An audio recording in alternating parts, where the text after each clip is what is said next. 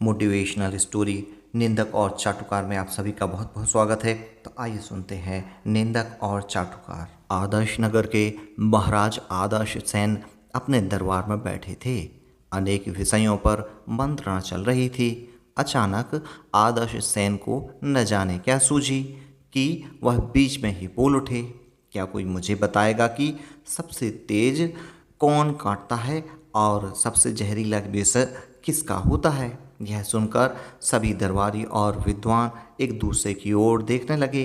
काफी देर बाद एक विद्वान उठकर बोला, महाराज, मेरी नज़र में तो सबसे तेज विष सांप का होता है। उसका कांटा पानी भी नहीं मांगता। राजा इस जवाब से संतुष्ट नहीं दिखे।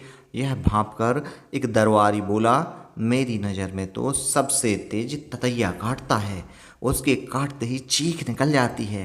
राजा ने इस पर भी अधिक ध्यान नहीं दिया। तब एक और विद्वान खड़ा हुआ और राजा से बोला, हुजूर, मेरी नज़र में तो सबसे तेज काटने वाली मधुमक्खी होती है।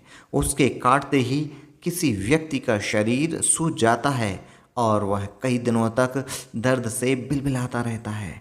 इस प्रकार सभी व्यक्तियों ने अपने अनुसार एक से बढ़कर एक जवाब सुनाए, किंतु राजा किसी के भी जवाब से संतुष्ट नहीं हुआ। तभी एक युवा विद्वान ने उठकर कहा, महाराज, मेरी नज़र में तो सबसे तेज और जहरीले दो ही होते हैं, पहला निंदक और दूसरा चाटुकार। निंदक के हृदय में निंदा द्वेष रूप जहर भरा रहता है। वह निंदा करके पीछे से ऐसे काटता है कि मनुष्य तिलमिला उठता है। चाटुकार अपनी वाणी में मीठा विष भरकर ऐसे चापलूसी करता है कि मनुष्य अपने दुर्गुणों को गुण समझकर अहंकार के नशे में चूर हो जाता है।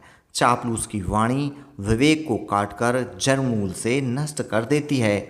इन दोनों के ही अनेक उदाहरण हैं, जिनमें निंदक और चापलूस ने मनुष्य को ऐसे काटा कि वे समूल नष्ट हो गए। इस जवाब से राजा और सारे विद्वान पूरी तरह संतुष्ट हो गए।